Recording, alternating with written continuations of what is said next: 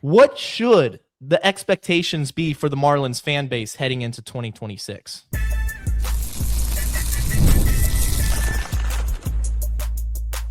You are Locked On Marlins, your daily podcast on the Miami Marlins. Part of the Locked On Podcast Network, your team every day. Welcome into Locked On Marlins, part of the Locked On Podcast Network, now the #1 sports podcast network. I'm your host, Jeremiah Geiger. I'm a diehard Marlins fan, and I've podcasted about the team for the last 4 seasons. Make sure you subscribe to the YouTube channel or follow wherever you get your podcast. Today's episode is brought to you by FanDuel. If you want to be right in the middle of the action this season, visit FanDuel.com and place your NFL live bets all year long. Joining me on today's show, Marlins diehard fan, John Scharfman. Welcome into the program. Hey, Jeremiah, thanks so much for having me. This is awesome. We have talked a lot over X, formerly Twitter, and I've been a big fan of, Locked On Marlins for a while. I knew it when Peter had the show and been following your show for a while, and I think we have a really exciting year ahead and some of the most optimism I've had as a fan, and I can't even tell you how many years with the farm system, the Major League Ready talent, and really excited to, get this going in February.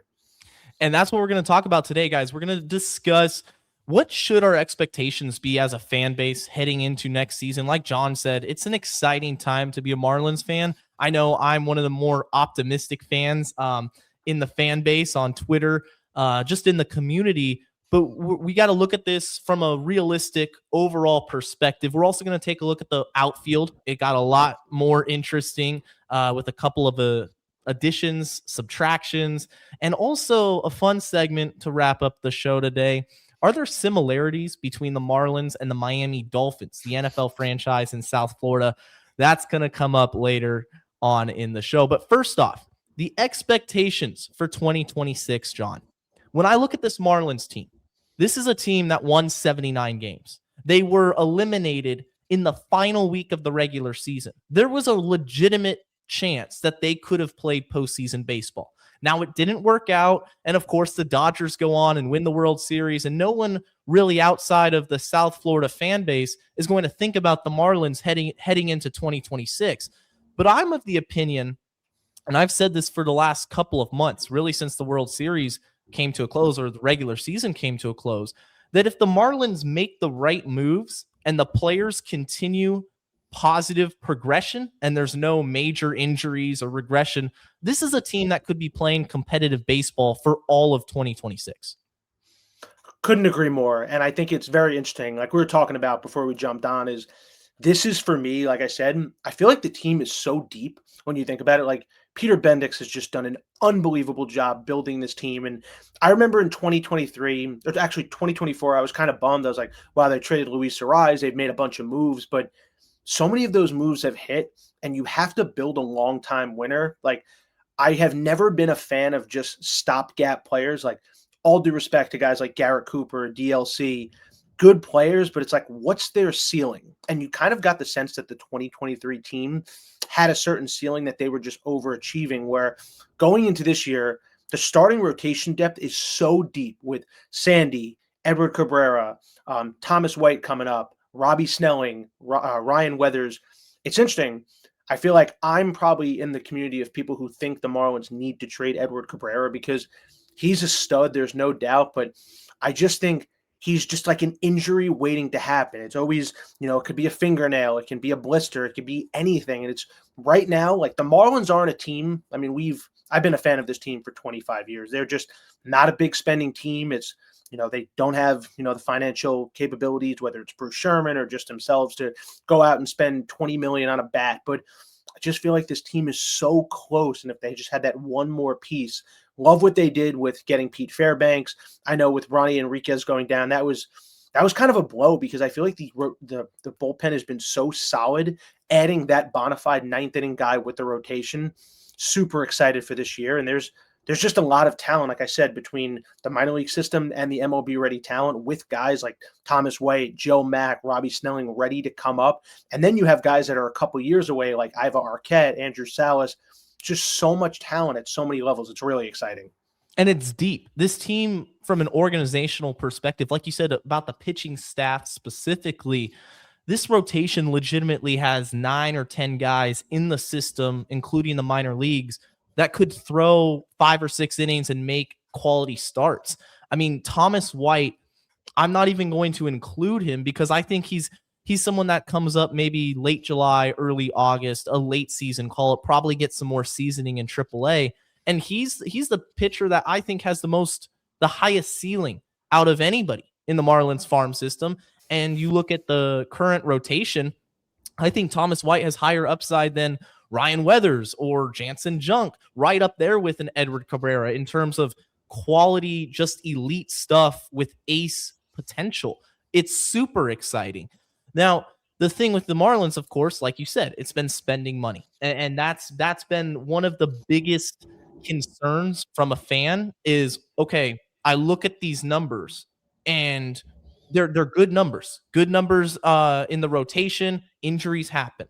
The offense, solid. There's some solid players. You know, Kyle Stowers emerged as a star, but it's not as deep as you'd like it on the offensive side. Pitching, I think, is a lot more deeper than the offensive lineup, you know, and going into this offseason, I wanted this team to spend. I don't think that's the approach they're taking. Can they succeed without it? That's the question. We're going to talk a little bit more bit later about Christopher Morel and Esteury Ruiz, but has the lack of spending, at least to start this offseason, John, has that disappointed you as a fan?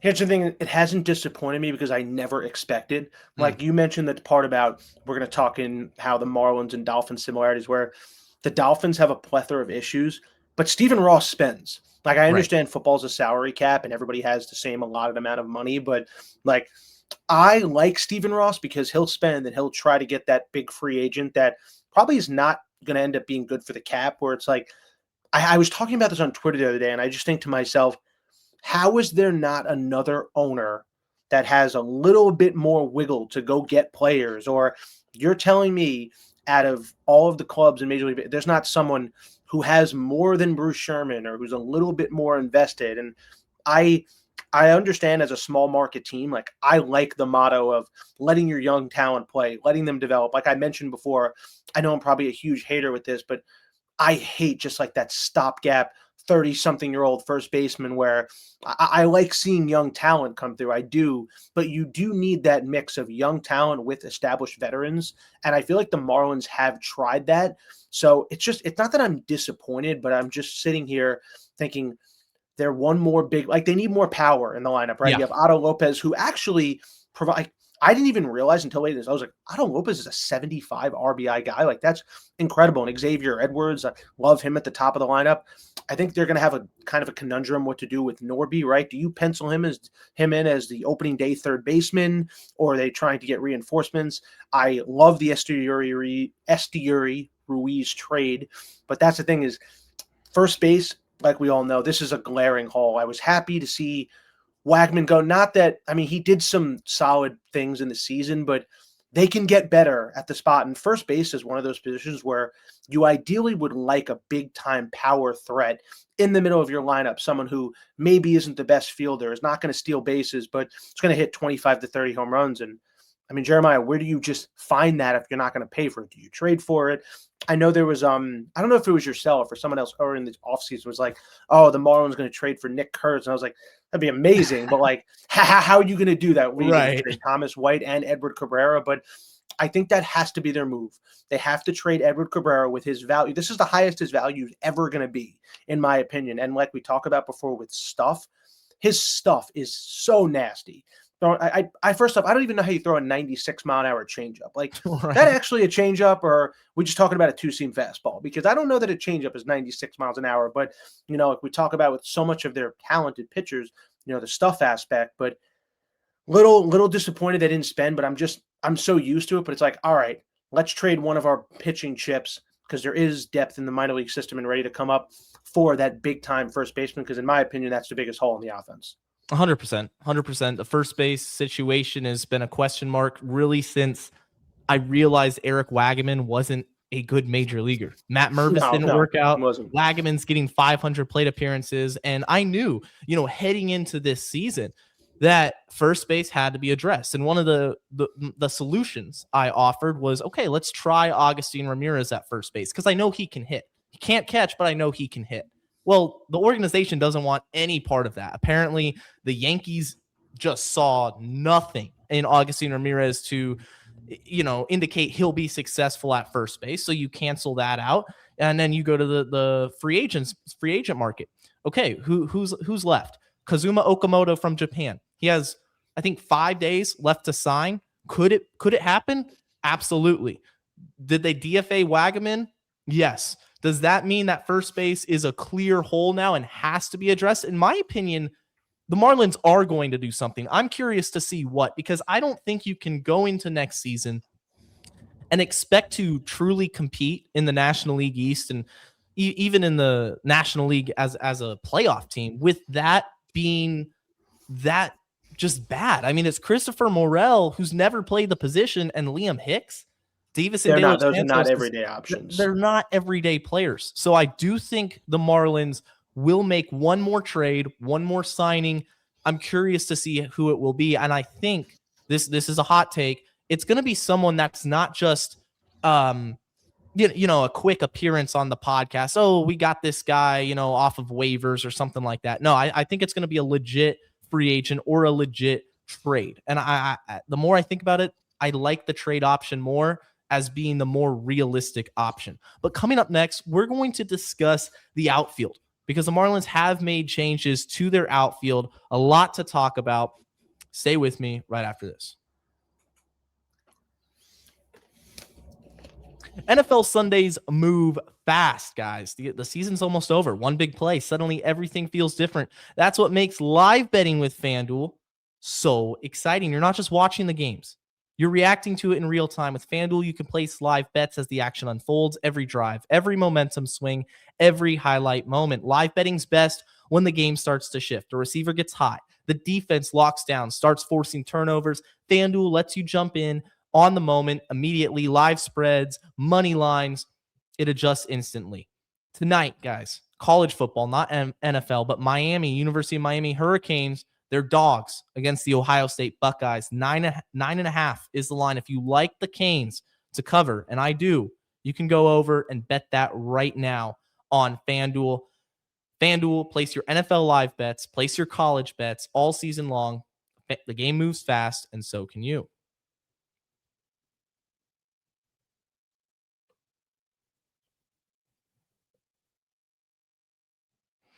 Back here with John Scharfman. Shout out to all the everydayers. And for my everydayers out there, thank you for making Locked On Marlins your first listen of the day. Locked On, the #1 sports podcast network. You already live your team every day. Take it up a level. Go ad-free. Join the Everydayer Club today and get Locked On Marlins with no interruptions, members-only Discord access, and more, all for just $5 a month or $50 a year. Check the link down in the show notes to learn more. The outfield, John. We have changes. Dane Myers, gone, shipped off to Cincinnati. Joey Weimer, who the Marlins had at the end of last season, he's been DFA'd. He's with the Giants. I think they ended up DFAing him. Then the Marlins trade for Esteury Ruiz, who's a very, I would say, low risk, high reward kind of player. In my opinion, though, I think the starters are pretty clear.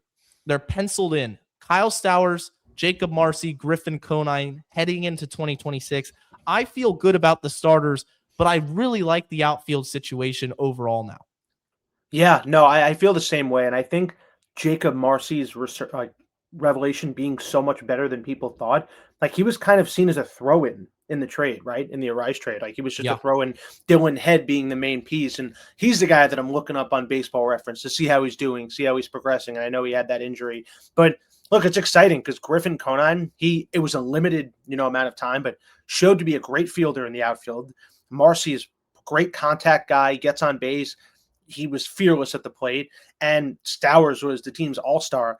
It's interesting because I think the outfield depth is set. You love to see Ruiz come in and kind of take that fourth outfield spot, come in pinch running situations, play situationally. Correct me if I'm wrong. I think he has really good splits against lefties. He's a lot better against lefties than he is against righties. And I mean, you got a guy that's going to get a certain amount of plate appearances. 2023 stole 60 something bases, and Peter Bendix likes speed on the bases, which is a huge thing. So super excited about the outfield. Like we talked about with first base, I feel like this team probably at one point, or maybe we as fans were hoping Davison De Los Santos would kind of grab that first base job. And I know his 2025 campaign wasn't as successful, but yeah, like I keep mentioning, just a lot of depth on the team, a lot of talent all over. I think the lineup with Stowers, Marcy, Conine, Agustin Ramirez, Lopez, Xavier Edwards, even Norby at third, if he turns it, on and he could stay healthy. There's a lot of talent on this team. It's like we just talked about, they're just that one piece away. And I do really like the outfield depth, and I like the Ruiz trade because, like we said, it's really hard to find, such good speed, and he'll be able to play, multiple positions in the outfield. I really like it a lot. I really do. I do too. When I heard the news and I saw it, and I go on Twitter, and there were a lot of people kind of negative about it. And I said, guys, like, I love this trade because what's the worst that can happen? He can't hit, and you part ways with him. And it was for what? A pitcher that's, I don't know, 17, 18 years old, a real young guy. I might be wrong on the age, but someone that's not advanced in professional baseball a lot. But Esteury Ruiz, he's a speedster. I mean, we're 2 years removed from a season in which he stole 67 bases. That's game-changing speed. The question is, number one, where's he going to play? Is he going to find consistent playing time? Is he going to hit enough to find consistent playing time? Because for me, Kyle Stowers and Jacob Marcy are two of the four best offensive players on this team. I'm that big a believer in Jacob Marcy. I think you can have Agustin Ramirez in that list, Otto Lopez, who's my big-time breakout candidate in 2026. He's in that list too. Conine, I love the potential. I love the raw power. Here's the thing with Griffin Conine, and this is the reality of the situation. He's barely played at the major league level. Yeah. He's barely played. He got a cup of coffee at the end of 2024, looked good, earned a spot in 2025, immediately a month later gets hurt. How will Griffin Conine look over an extended period of time? I'm talking opening day to All-Star break. Can he consistently make quality contact? Do the strikeouts become an issue?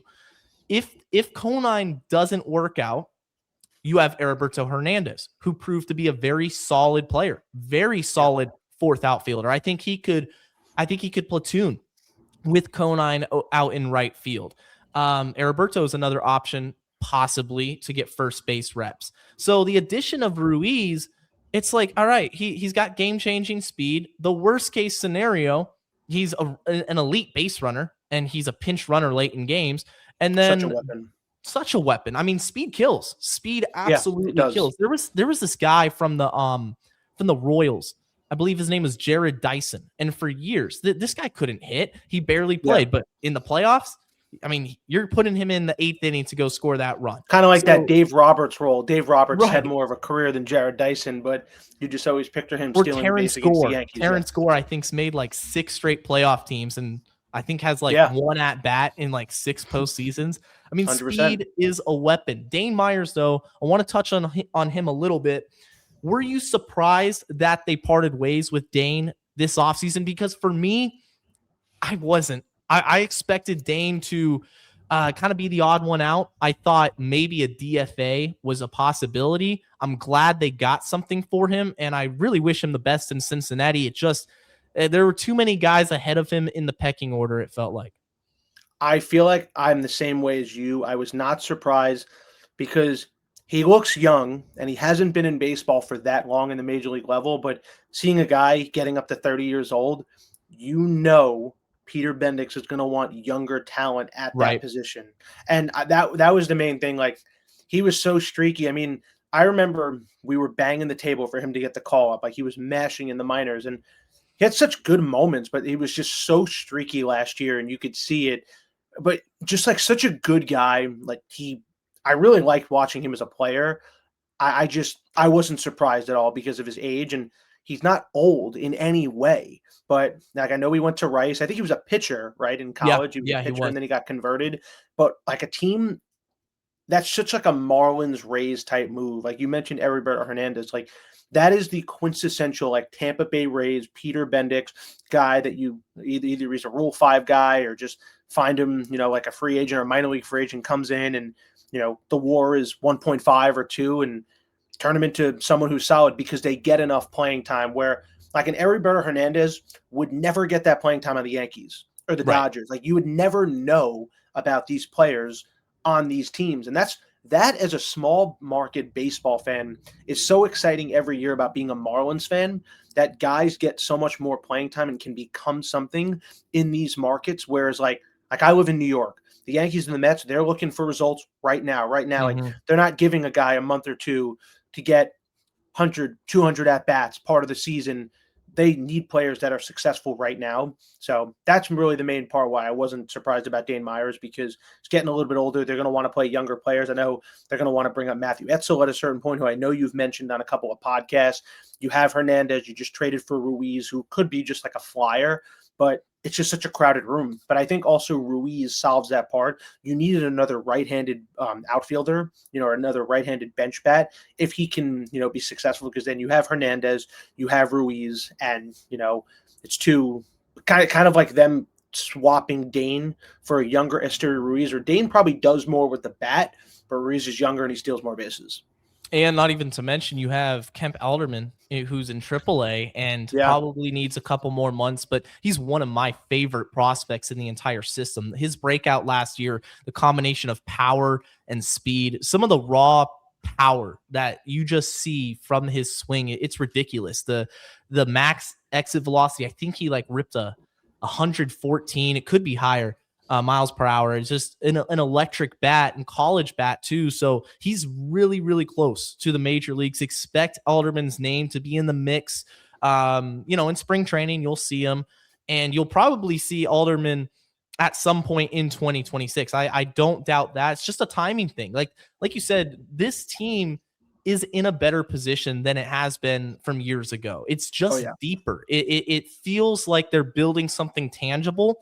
The results might take some patience to get to. And that's kind of what I've had to realize, because I do the podcast, but at the end of the day, I'm a fan first, and I want this team to spend money. I wanted this team to go out and get Josh Naylor. I was sitting here for like 2 weeks saying, go out, spend the money, do what it takes. And they didn't. And it made me realize, all right, it's frustrating, but they're still building something. And I trust 100%. Bendix to get things done. I think for 2026, the way we should view the roster and just the team as a whole is they're still developing, but the ceiling is high. And it's probably a playoff ceiling, if I'm being honest. If everything clicks, this team with 6 playoff spots every given year, once you get into the dance and you have the pitching staff, you can make a run. And to me, that's exciting, because I'd love nothing more than to see this Marlins team make a run at the postseason, make a run at a World Series, whether it's this year or, in the next half decade or so. Coming up next, we're going to discuss the similarities between the Marlins organization and the Miami Dolphins. Is there any? We'll tell you right after the break.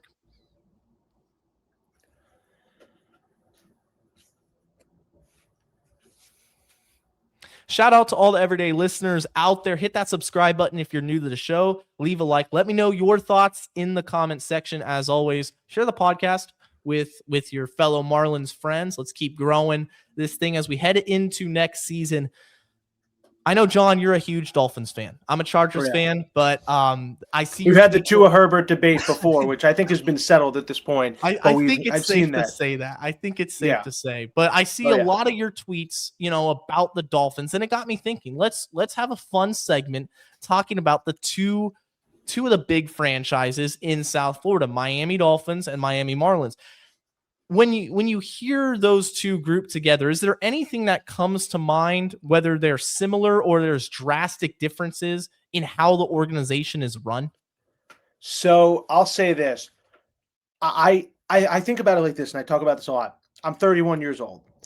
Anybody that says that they've been a fan of a team since they were born, it's physically impossible, in my opinion, right? What's the age that we like? For me, I remember watching the 2002 Raiders-Bucks Super Bowl. Like, I remember that as an 8-year-old. So I think of myself, I take myself to like 2002, born in 94. I know I'm kind of old, as a fan.